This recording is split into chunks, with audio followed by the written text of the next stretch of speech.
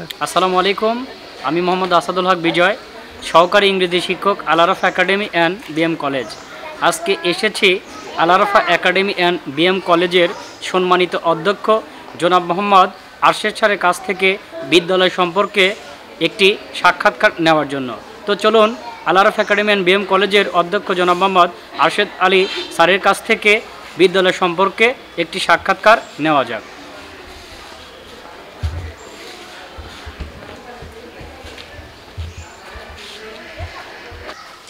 আসসালামু আলাইকুম স্যার, একটু ভেতরে আসতে পারি? হ্যাঁ, আসতে পারো। আসসালামু আলাইকুম, আমি মোহাম্মদ আসাদুল হক বিজয়, সহকারী ইংরেজি শিক্ষক আল-আরাফা একাডেমি অ্যান্ড বিএম কলেজ। আমি এসেছি আমার ইউটিউব চ্যানেল সুজন মিডিয়ার পক্ষ থেকে। আমরা জানি আল-আরাফা একাডেমি অ্যান্ড বিএম কলেজ অত্যন্ত ঐতিহাসিক একটি ভালো স্কুল অ্যান্ড কলেজ। এই স্কুল সম্পর্কে আমরা কিছু তথ্য আপনার কাছ থেকে সংগ্রহ করতে এসেছি। আশা করি এই বিষয়ে আমাদেরকে একটু সহযোগিতা করবেন। আপনার কাছে প্রথমে আমি জানতে চাচ্ছি যে এই স্কুলটি আমরা জানি অনেক সুনামধন্য স্কুল, অনেক নাম আছে, যথেষ্ট নেম অ্যান্ড ফেম আছে। তবে আপনার কাছে প্রথমেই জানতে চাচ্ছি যে এই বিদ্যালয়টি প্রতিষ্ঠা করার পেছনে যে একটি কারণ থাকে, একজন মানুষ হঠাৎ করেই কিন্তু কোনো প্রতিষ্ঠান ওপেন করতে চায় না। আপনি যে একটি প্রতিষ্ঠান করলেন, এর পেছনের যদি কারণটি একটু আমাদেরকে বলেন। আসসালামু আলাইকুম। পুন্ডুরিয়া আল-আরাফা একাডেমি অ্যান্ড বিএম কলেজের পক্ষ থেকে সবাইকে জানাই অনেক অনেক প্রীতি ও শুভেচ্ছা।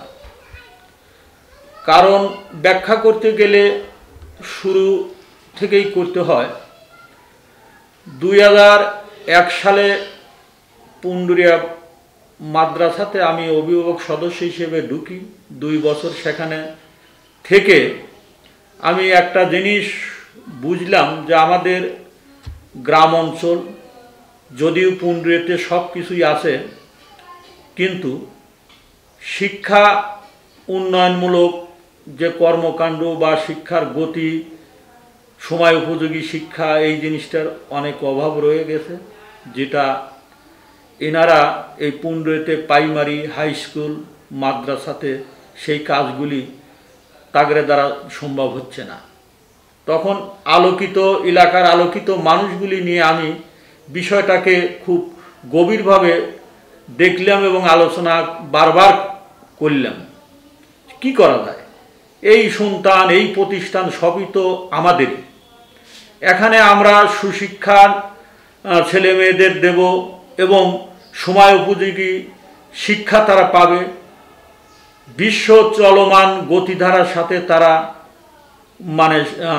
শিক্ষা নিবে এবং একদিন মানব সম্পদে পরিণত হবে। আজকের যে অবস্থা, আমরা অনেক পিছিয়ে চলে যাচ্ছি।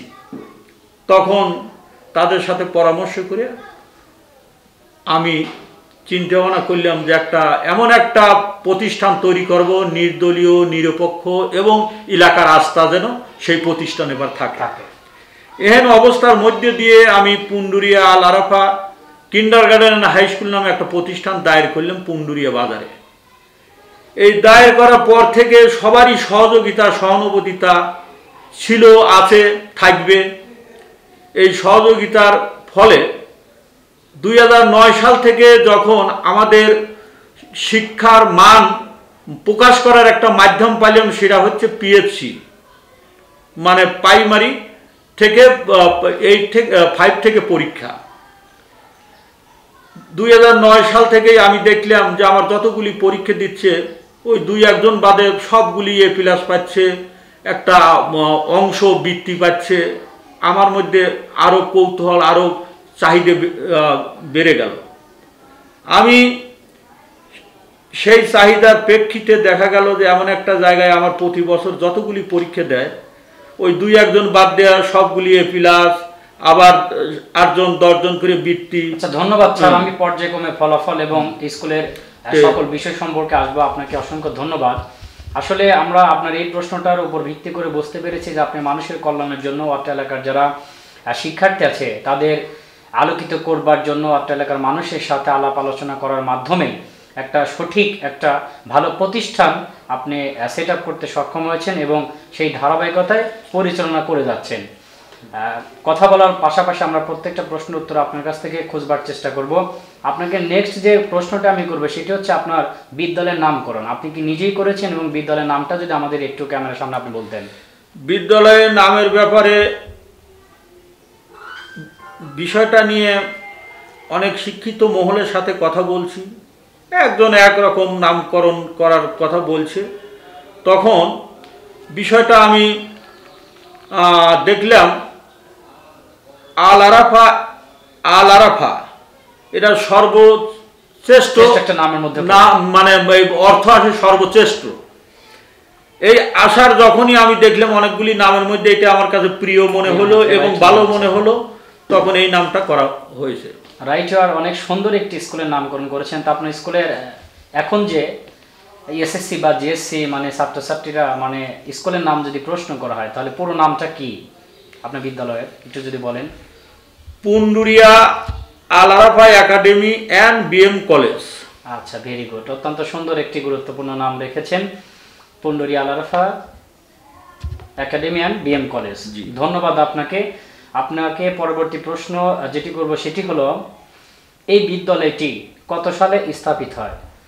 বিদ্যালয়টি 2002 সালে শুরু করি, আনুষ্ঠানিকভাবে 2003 সালে প্রকাশ করি। ধন্যবাদ, থ্যাংক ইউ। অর্থাৎ 2002 সালে আপনি সর্বপ্রথম নির্মাণ করেন, কিন্তু কার্যক্রম শুরু হয় 2003 সাল থেকে। তাহলে স্থাপিতকালে বিদ্যালয়ের 2003। ধন্যবাদ। নেক্সট প্রশ্ন যেটা আপনাকে করব, ওয়ান বাই ওয়ান আমরা জানার চেষ্টা করছি প্রতিষ্ঠান সম্পর্কে। সৃষ্টিকাল থেকে, অর্থাৎ যখন আপনি প্রতিষ্ঠানটি শুরু করেন এই পর্যন্ত 2003 সাল থেকে শুরু করে 2024 সাল পর্যন্ত কতজন শিক্ষক শিক্ষিকা মণ্ডলী এখানে অধ্যয়নরত ছিলেন, আর এখন কতজন আছেন এই বিষয়ে বলবেন? এখানে আমি যেহেতু শুরু থেকেই আসি প্রতিষ্ঠানের দায়িত্ব নিয়ে, এলাকার ছাত্রছাত্রীও আমাদের সন্তান, আমাদের পরিবারের মানুষ, আবার যারা শিক্ষক হয়ে আসে তারাও আমাদের সন্তান, আমাদের পরিবারের মানুষ এবং সহকর্মী, সহযোদ্ধা। এই 21 বছরে তো বহুত শিক্ষক এখানে শিক্ষকতা করছে। এর মধ্যে আর হাসির কথা একটা বলি, আমার হিসেব আছে যে এ পর্যন্ত আমাদের মেয়েদের 11টা মেয়ের বিয়ে হয়েছে এখানে চাকরি করে বেশি, এবং তারা খুব ভালো পরিবারে বিয়ে হয়েছে, তাদের সন্তানাদি এখন লেখাপড়া করতেছে এবং তারা সুখী। তারা বিভিন্ন সময় আমাদের সাথে যোগাযোগ করে, প্রতিষ্ঠানে খোঁজ খবর নেয়, এমনকি তার স্বামী, তার শ্বশুরের সাথে আমার একটা আত্মীয়তা সম্পর্কই হয়, ভালো রিলেশনশিপ। হ্যাঁ, আর শিক্ষক বলতে গেলে এই যে বর্তমান 21 জন স্টাফ আছে, 21 জন টিচার এখন বর্তমান প্রেজেন্ট টাইমে আছে। তার একজন হয়তো আছে, আয়া আছে, আর 20 জনই কাজ করছে, হ্যাঁ, টিচার হিসেবে কাজ করছে। অনেক কিছু জানতে পারলাম, অনেক ধন্যবাদ। এ পর্যায়ে আপনাকে যে প্রশ্নটি করবো সেটি হচ্ছে, এখন আপনার বিদ্যালয়ে মোট কতজন ছাত্রছাত্রী আছে? এবছরে হিসেবে 350 ছেলে মেয়ে আছে। 2024। আচ্ছা, যখন আপনি বিদ্যালয়টি শুরু করেছিলেন কতজন ছাত্রছাত্রীদের নিয়ে? আমার মনে পড়ে যে সময় শুরু করি, আমার মনে হয় যে 40-45 জন ছাত্র নিয়ে প্রথম শুরু করি, এবং 5 জন শিক্ষক ওই মুহূর্তে ছিল। আচ্ছা, ধন্যবাদ। আসলে খুবই কম সংখ্যক ছাত্রছাত্রীদের নিয়ে তৈরি করেছিলেন, কিন্তু আজকে একটি বৃহত্তর স্কুল অ্যান্ড কলেজে পরিণত হয়েছে। আগামী দিনে আরও ভালো করবে এই আশাবাদ ব্যক্ত করছি। সেই সাথে আপনার কাছে আরেকটা বিষয় যেটি জানতে চাচ্ছি, আপনাদের বিদ্যালয়টি কয়টি সেক্টর বিভক্ত? আমরা জানি অনেক স্কুল অ্যান্ড কলেজ 2টা সেক্টর থাকে, এখানে এরকম আছে? এখানে সেক্টর 2টা সেক্টর আছে, মর্নিং শিফট এবং ডে শিফট। মর্নিং শিফটে 7:30 থেকে 10টা পর্যন্ত ক্লাস চলে, সেখানে যে শিক্ষকগুলি কাজ করে ডে শিফটে তারা করে না। আচ্ছা, আবার 10:30 থেকে 3:30 পর্যন্ত যে শিক্ষকরা কাজ করে তারা মর্নিং শিফটে করে না। আচ্ছা আচ্ছা, তাহলে আপনার স্কুলটা হচ্ছে 2টা সেক্টর বিভক্ত। আচ্ছা, মর্নিং শিফটটা কোন ক্লাস থেকে কোন ক্লাস একটু যদি আমাদেরকে জানান। মর্নিং শিফট শিশু থেকে 3 পর্যন্ত, আর 4 থেকে 10 পর্যন্ত। 4 থেকে 10 পর্যন্ত ডে শিফট। আচ্ছা, আলাদা শিক্ষক শিক্ষিকা মণ্ডলী দ্বারা 2টা শিফট পরিচালিত হয়। মর্নিং শিফটের টিচার কখনো ডে শিফটে ক্লাস নিতে পারে না। আচ্ছা, আপনাকে অসংখ্য ধন্যবাদ। স্কুলের কার্যক্রম অত্যন্ত সুন্দর। শিক্ষক যে নিয়োগ দেওয়া হয়, নিয়োগের ব্যাপারে যদি একটু বলেন, তাদের যোগ্যতা কেমন বা কিভাবে আপনি শিক্ষিকা মণ্ডলী নিয়োগ করে থাকেন? আমাদের এখানে শুরু থেকেই যে সিস্টেম আছে যে আমরা ওই এলাকার যারা শিক্ষিত মানুষগুলি আছে তাদের কাছে তারা জানে যে ওই জায়গায় হয়তো একটা প্রতিষ্ঠান আছে, যারা হয়তো ডিগ্রি পাস, মাস্টার্স পাস, এই ধরনের ছেলে মেয়ে তারা এসে দরখাস্ত দিয়ে যায়। যখন আমাদের দরকার হয় তখন দেখা যায় যে আমরা পরীক্ষা নেই 3 ধাপে। প্রথম লিখিত পরীক্ষা, তারপরে ক্লাস পরীক্ষা। ক্লাস নেওয়া তার আপাতত 2 দিন 3 দিন দেই, সুযোগ দেই যারা পরীক্ষা টেকে। তারপরে ক্লাস পরীক্ষায় একটা নাম্বার থাকে, সেই নাম্বারের ভিত্তিতে তারপর তার সাথে বসে যদি কথায় মিল হয় তখন আমরা তাকে ক্লাস করার সুযোগ দিই এবং শিক্ষক হিসেবে। আপনার প্রথম যে স্টেপটা নেন সেটা হচ্ছে আপনার পরীক্ষার মাধ্যমে তো হয়, তাই না? টিচার যখন আসে যে সার্কুলার হয়, এটা কোনো কম্পিউটারাইজড করে তো আপনি সার্কুলার দেন? অবশ্যই অবশ্যই জানিয়ে দেন যে আমাদের শিক্ষক প্রয়োজন। না, আমাদের মোবাইলে হয় এবং বিভিন্ন ভাবে আমরা এই জিনিসগুলিকে কি বিভিন্ন ওয়ালে বা বিভিন্ন পোস্টার করে আপনারা জানিয়ে দেন, যেখানে সেখানে পোস্টার করে লাগা দেই, যেহেতু আমাদের আধুনিক যুগ। আচ্ছা, পরীক্ষা নেওয়া হয়, তারপর ক্লাস পারফরমেন্স আপনারা দেখেন, তারপরে তার সাথে একটা ডিল করার পর ছাত্রছাত্রী যদি তাকে সিলেক্ট করে তারপরে হয়তো বা আপনারা নিয়োগটা দিয়ে থাকেন। আচ্ছা, আপনাকে অসংখ্য ধন্যবাদ। নিয়োগের ব্যাপারটা অত্যন্ত সুন্দর পদ্ধতিতে, এই পদ্ধতি এগিয়ে গেলে নিঃসন্দেহে সামনে আরো ভালো হবে প্রতিষ্ঠানটি। তবে আমি যে বিষয়টি এরপরে আমরা বলতে চাচ্ছি সেটি হলো পিএসসি যেটা আছে, পিএসসিতে রেজাল্ট কেমন হয়, জিএসসিতে কেমন হয়, এসএসসি রেজাল্টটি কেমন? আপনার পিএসসি, জিএসসি, এসএসসি তিনটাই তো এখানে আছে, তাই না? পিএসসি কোন সাল থেকে শুরু করা হয় এবং আমাদের এই বিদ্যালয়ের ফলাফলটা কেমন ছিল বরাবর? পিএসসি রেজাল্টটি কেমন হয়েছে, জিএসসি এবং এসএসসি একটু জানাবেন। আমরা 2000 আমার সম্ভবত মনে পড়ে 2009 সাল থেকে পিএসসি শুরু হয়। 2009 সাল থেকেই যতদিন পিএসসি ছিল ইনশাল্লাহ সাথিয়াবেড়া থানার মধ্যে আমি শ্রেষ্ঠত্বর দাবিদার। কেননা আমার যতগুলি পরীক্ষা দিয়েছে 2-1 বাদে সবগুলি এ প্লাস। বৃত্তি 8 জন 10 জন, মানে পার্সেন্টেজ অনুসারে বৃত্তি সর্বোচ্চ এ পর্যন্ত আইছে। যাই হোক, আমাদের পিএসসি বন্ধ হয়ে গেছে। জিএসসিতে যখন শুরু হলো, ওটা বোধহয় আমার মনে পড়ে যে 12 সাল কি 13 সাল থেকে শুরু। এই শুরু থেকেই আমাদের রেজাল্ট ভালো, যথেষ্ট ভালো রেজাল্ট করে আইছে। জিএসসিতে কেমন রেজাল্ট হয়েছে? ওই জিএসসিতেই তো। এসএসসির আর এসএসসিতে আমার মনে যেটুকু পড়ে যে 2019 সালে 5 জন ছেলে মেয়ে প্রথম এসএসসি পরীক্ষা দেয়। 5 জনে 2 জন এ প্লাস পায়, 3 জন পায় না। শুরু এই যে শুরু থেকে মোটামুটি আজ পর্যন্ত, হ্যাঁ, আর শুরু থেকেই আমাদের রেজাল্ট ভালো। এসএসসিতে এই গত বছর 15 জনে 6 জন এ প্লাস পাইছে। 6 জন এ প্লাস ছিল না? 6 জন এ প্লাস ছিল। এইরকম বরাবরই আছে এবং আগামী দিনে আরো ভালো করার লক্ষ্যে শিক্ষকদের যথেষ্ট ইয়া করা হচ্ছে যে আপনারা আরো ভালো করে ক্লাসে কাজ করেন, পরিশ্রম করেন, ছেলে মেয়েদের। Definitely sir, thank you so much. Next যে কোশ্চেনটা আপনার কাছে জানবো সেটি হচ্ছে, আমাদের যেহেতু একটি কম্পিটিটিভ প্রতিষ্ঠান, আপনি জানেন যে বাংলাদেশে এখন প্রত্যেকটা শিক্ষা প্রতিষ্ঠানই খুবই কম্পিটিটিভ, প্রতিযোগিতামূলক। তো প্রতিযোগিতামূলক প্রত্যেকটা শিক্ষা প্রতিষ্ঠানের সাথে অ্যাডাপ্টেশন করতে গিয়ে অবশ্যই প্রত্যেকটা ভাষার উপর কিছু সময় গুরুত্ব আরোপ করতে হয়। আপনার এই ধরনের যেমন ইংরেজি ভাষার উপর কোনো গুরুত্ব ছাত্রছাত্রীদের উপর বা টিচার কেন্দ্রিক আপনার পক্ষ থেকে কোনো কিছু এরকম ম্যানেজমেন্ট আছে কিনা, যদি একটু জানান। আমরা শুরু থেকেই জানি যে যেহেতু আমি নিজেও একজন শিক্ষিত মানুষ, জানি যে সরকারি পরীক্ষাগুলি শতকরা 40% ইংরেজিতে প্রশ্ন করা হয়। বর্তমান শিক্ষা ব্যবস্থার সাথে নিজেদেরকে মানে সেট আপ করতে নিলে ইংরেজির বিকল্প কিছুই নেই, যার ফলে ইংরেজি ভাষার উপর অত্যন্ত গুরুত্ব দেওয়া আছে এবং শিক্ষক নেওয়া আছে।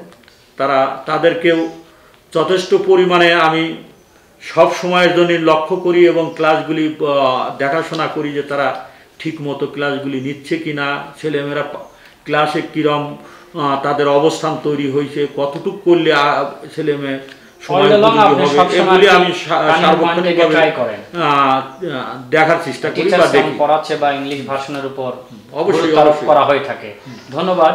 আচ্ছা, যেহেতু আমরা সবাই মুসলমান, মুসলমান, সেক্ষেত্রে ধর্মীয় শিক্ষার ব্যাপারে কোনো গুরুত্ব আরোপ আছে কিনা? যেহেতু আমরা in the day of judgement, বিচার দিন অবশ্যই আমাদেরকে আল্লাহ তাআলার সম্মুখে দাঁড়াতে হবে, সেই আখিরাতের কথা চিন্তা করে ধর্মীয় শিক্ষক কি আলাদা নিয়োগ আছে, বা ছাত্রছাত্রীদের ধর্মের ব্যাপারে কি কোনো আরো গুরুত্ব আছে কিনা? মর্নিং শিফট এবং ডে শিফট। মর্নিং শিফটের যে শিক্ষিকা উনি ধর্ম নেন, ওনাকে মোটামুটি বলা আছে যে আমার একটা ছেলে মানে 5 পাস করলে সে যেন কোরআন পড়তে পারে, কোরআন হাতে নিতে পারে, এরকমভাবে আপনাকে দেখতে হবে। আলাদা আরবি বই দেওয়া আছে, সে বইগুলি পড়াচ্ছে এবং হাতের লেখাগুলি তাদের প্রতিদিন নিয়মিত নিচ্ছে।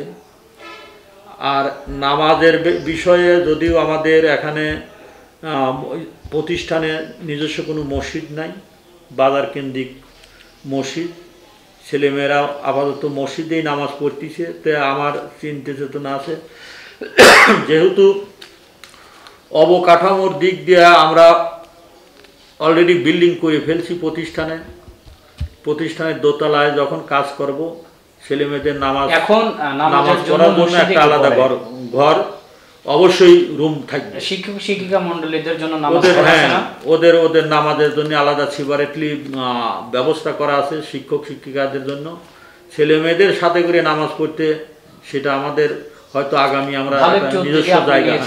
আপনাকে অসংখ্য ধন্যবাদ। যেহেতু নামাজ বেহেশতের চাবি, in the day of judgement, বিচার দিন অবশ্যই আমাদের সৃষ্টিকর্তার সামনে দাঁড়াতে হবে, নামাজের প্রতি আপনি সদা জাগ্রত। টিচার যারা এখানে নিয়োগপ্রাপ্ত এবং ছাত্রছাত্রীদের নামাজের ব্যাপারে বলে থাকেন, অসংখ্য ধন্যবাদ। আরেকটি বিষয় যেটি জানতে চাইবে সেটি হচ্ছে বিদ্যালয়ের কাঠামো যখন শুরু করেছিলেন প্রতিষ্ঠানটি তখন কেমন ছিল, আর আগামী দিনে এই বিদ্যালয়ের কাঠামো নিয়ে কি পরিকল্পনা আপনার মাথায় আছে? যখন শুরু করার মুহূর্তে আমার মনে পড়ে যে আমি 5 সেট বেঞ্চ তৈরি করে দেই। হ্যাঁ, এক মিস্ত্রির কাছে আমার এক বড় ভাই, আল্লাহ তাকে নিয়ে গেছে বেহেশতিনিক বায়াতে বাড়ি, নাম হলো নামটা ভুলে গেলাম। তো ওনার মেয়ের এখন চাকরি করে গেছে। যাই হোক, উনি আমাকে বলছিল যে আশেদ, তুমি সাধারণরা পরিবারের ছেলে, এগুলি ধনী মানুষের ছেলে মেয়েরা করে, তো তুমি তো এই কাজ করে যা অসহায় যাবে, গরিব হয়ে যাবে। তো আমি ওনাকে বলছিলাম, ভাই দোয়া করেন, আমি একটা ভালো কাজ করতে যাচ্ছি, আমি ভালো মন নিয়ে যাচ্ছি, ভালো কাজ করব, ইনশাল্লাহ আল্লাহ আমাকে বাঁচাবে। তে উনি মুখের দিক তাকা রইল। তো যাই সেই 5 সেট বেঞ্চ দিয়ে প্রথম শুরু করি। আজকে তো তাও বাজারে আমাদের বড় ভাই আব্দুল খালেক প্রামাণিকের একটা ভাঙা ঘরে প্রথম শুরু করি। শুরু করার পরে যাই ওখানে দীর্ঘদিন রইলাম, থাকার পরে এখন নিজস্ব জায়গা, নিজস্ব ভবন, নিজস্ব ঘর দরজা হয়ে গেছে। এখন তো আল্লাহর মর্জি, আর কোনো সমস্যা নেই। আচ্ছা, এখন আমরা দেখলাম ভিজিট করে আপনার স্কুলটা 1 স্টোরের বিল্ডিং। আগামী দিন এর সাথে ছাত্রছাত্রীদের জন্য মান উন্নয়নের জন্য আপনার কি এ ধরনের কোনো পরিকল্পনা আছে? এর সাথে বিলাসবহুল আমি দেখতে পাচ্ছি স্কুল খুব চাকচিক্য, আমেজিং পরিবেশ, এনভায়রনমেন্ট কিন্তু শিক্ষার জন্য একটি গুরুত্বপূর্ণ বিষয়। কাঠামো যদি ভালো থাকে, ছাত্রছাত্রীরা পড়াশোনার প্রতি কিন্তু আগ্রহ হয়, এগারনেসটা বাড়ে। তো এই 1 স্টোরের বিল্ডিং থেকে আপনার কোনো পরিকল্পনা আছে কিনা আগামী দিনে?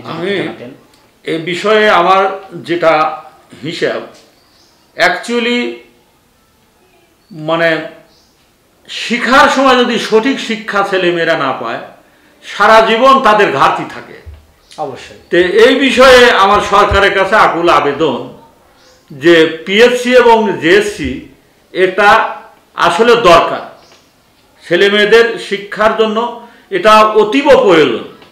তে এই জিনিসগুলি থাকে তাহলে আমাদের শিক্ষার যে গতি এটা আমরা মাপতে পারি এবং জনগণ এটা দেখতে পারে। আর গ্রামে আমাদের মতো প্রতিষ্ঠানগুলি এরা যারাই করুক, একটাই রাস্তা, তারা নিজেরা ক্লাসে পরিশ্রম করতে হবে এবং সন্তানাদিকে নিজের সন্তান মনে করে যদি শিক্ষা দেন তাহলে সম্ভব আমাদের মতো গ্রাম থেকেও ভালো কিছু করা এবং শহরে ছেলে মেয়ে গ্রামে টেনে এনে লেখাপড়া করানো সম্ভব। ধন্যবাদ স্যার, যথেষ্ট বলেছেন, আপনি অ্যানালাইসিস অত্যন্ত সুন্দর। আরেকটি প্রশ্ন যেটি না বললেই নয়, এখানে যে পরীক্ষার সিস্টেম, এক্সামিনেশন সিস্টেমটা কয়টা ভাগে বিভক্ত করা, কয়টি পরীক্ষা হয় বছরে বা মান্থলি, বা কিভাবে পরীক্ষার সেক্টরটা কেমন?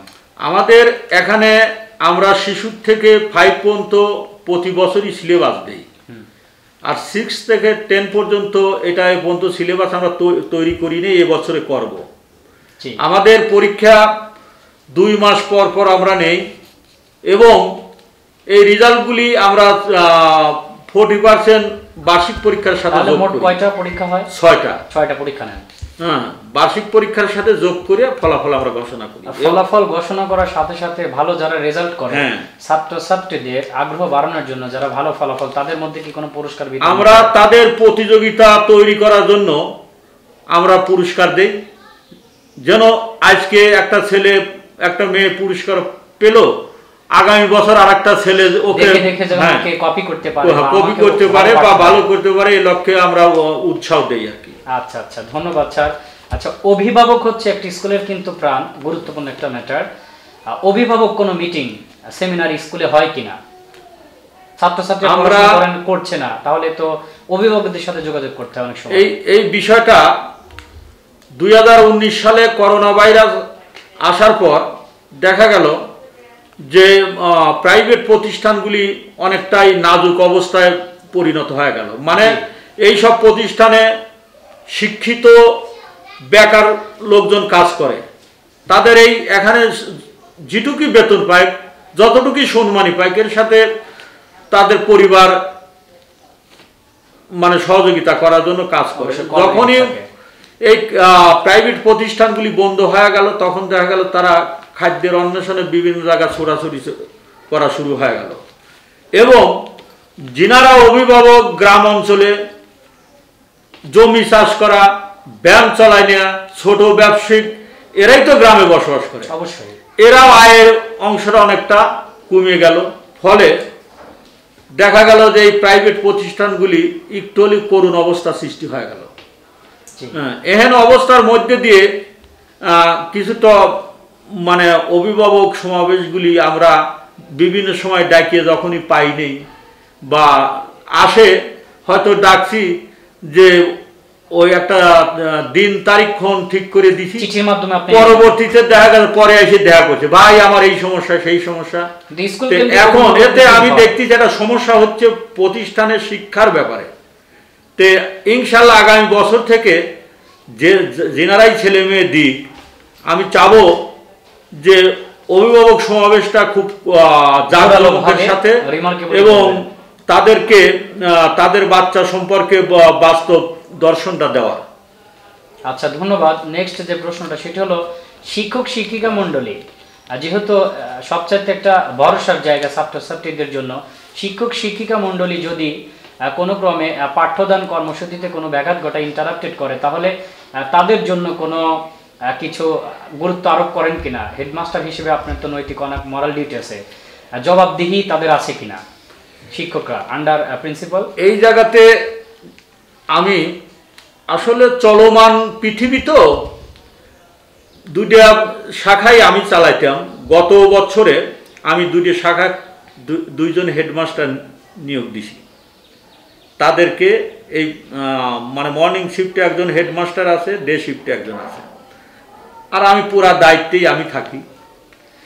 এখন এই জায়গাতে আমি আমার যেটা কথা যে শিক্ষা এমন, এই যে শিশুর থেকে 3 পর্যন্ত ছেলে মেয়েদের শিক্ষা দেওয়া, আমার মনে হয় যে এটা যদি একজন শিক্ষক মনেতে মানিয়ে নেয় এবং বাচ্চাদেরকে নিজের সন্তান মনে করিয়া শিখাতে চায়, এখানে তার অন্যায় করার কোনো অপশন নাই।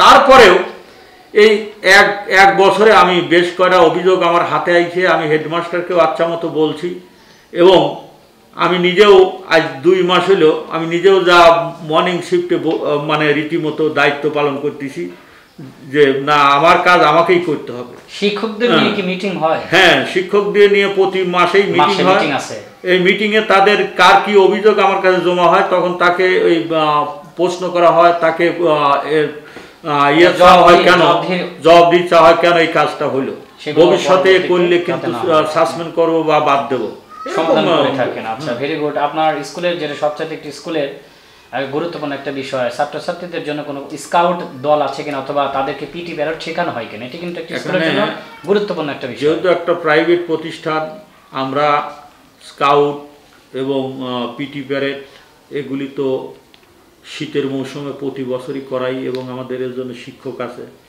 বিভিন্ন প্রতিযোগিতায় আমরা অংশগ্রহণ করাই। গত বছরও আমরা পিটি প্যারেডে অংশগ্রহণ করাইলাম, এবং ছেলে মেয়েদের যে পিটি প্যারেডগুলি হয়েছে সেটা আমরা নেটের সাথে সাথে ছাড়িয়ে দিয়েছি, সারা বিশ্ব দেখছে, সারা এলাকা দেখছে। অর্থাৎ স্কাউটের মানে খুব গুরুত্ব আছে। অবশ্যই অবশ্যই রাখবেন, ধন্যবাদ। আর যে বিষয়টা প্রশ্ন না করলে নয়, সরকারি যে ছুটিগুলো আছে সেই ছুটিগুলো বাধ্যতামূলক কিনা স্কুল কেন্দ্রিক, এবং সেই দিনগুলোতে অনেক জাতীয় দিবস আছে। আপনি জানেন যে 16 ডিসেম্বর বিজয় দিবস, স্বাধীনতা দিবস আছে, এরকম যে সকল দিবসগুলো সেই দিনগুলোতে স্কুলকে অফ ডেই থাকে নাকি কোনো অনুষ্ঠান ছাত্রছাত্রীদের জন্য করা হয়?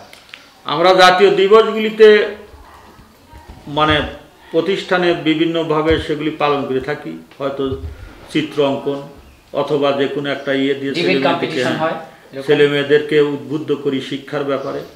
আর সরকারি ছুটির ব্যাপারে এগুলি তো অবশ্যই র্যালি হয় না? হ্যাঁ, র্যালি করা হয়। কারণ যেমন সামনে 16ই ডিসেম্বর এখানে কি র্যালি হবে? এখানে অবশ্যই র্যালিটা আমরা খুব জাঁকজমকের সাথে করি, এবং এলাকাকে করি যে আমাদের এই আজকের এই দিনটা সম্পর্কে সবাইকে উদ্বুদ্ধ করি সম্পর্কে, এবং প্রতিষ্ঠানে নিয়ে এসে আমরা তাদেরকে আজকের দিন সম্পর্কে কি আমাদের কি ঘটছে, আমাদের কি করণীয়, এই বিষয়ে আমরা।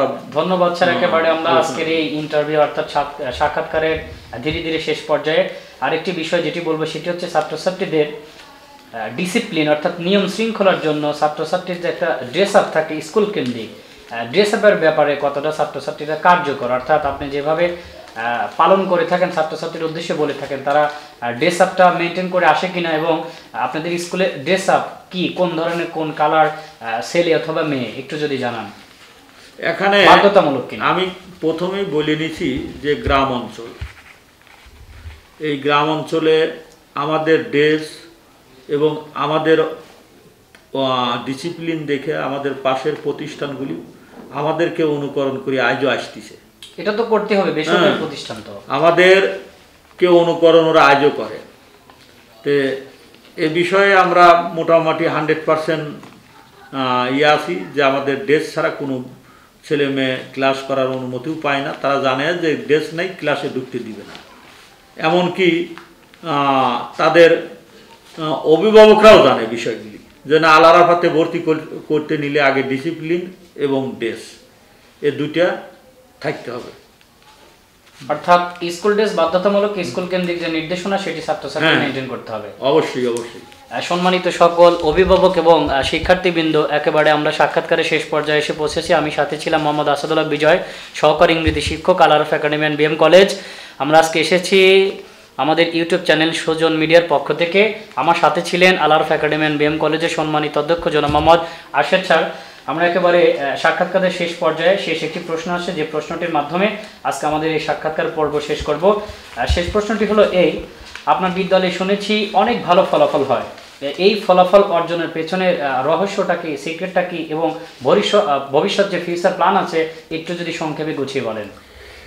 আমাদের ফলাফলের আমি যেটা মনে করি যে উদ্দেশ্যটা যদি সৎ থাকে এবং উদ্দেশ্যের সাথে পরিশ্রম যদি থাকে, একটা মানুষ সে যে পেশাই করুক, যে পেশার সাথেই নিয়োজিত থাকুক, সেই লোক ভালো কিছু করতে পারবে ইনশাল্লাহ। তো আমার উদ্দেশ্য শুরুর থেকেই ভালো আসিল, আজও আছে, আগামী দিনও থাকবে। আমার সাথে আমি মনে করি আমার এলাকার মানুষজনের সহযোগিতা আছে, যার ফলে প্রতিষ্ঠান শুরুর থেকে আজ অবধি পর্যন্ত যথেষ্ট ভালো একটা ফলাফল হচ্ছে, এবং আমাদের ছেলেমেয়েরা মেডিকেল থেকে শুরু করে এমন কোনো বাংলাদেশের বিদ্যালয় নাই, মহাবিদ্যালয় নাই যে আল আরাফার ছেলে মেয়ে নাই। হ্যাঁ, বিভিন্ন বিশ্ববিদ্যালয় আমরা শুনছি অনেক জায়গায় হ্যাঁ, আছে, সব জায়গাতেই আছে।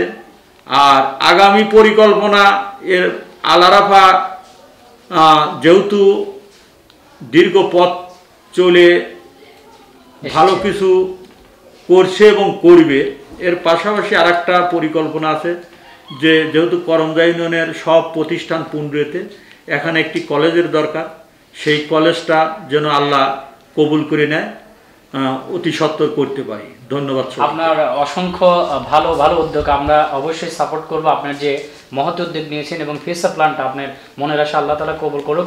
তো আজকে আমরা এখানে আমাদের জন্য দোয়া রাখবেন, আপনার স্কুল এবং কলেজের জন্য শুভকামনা থাকলো।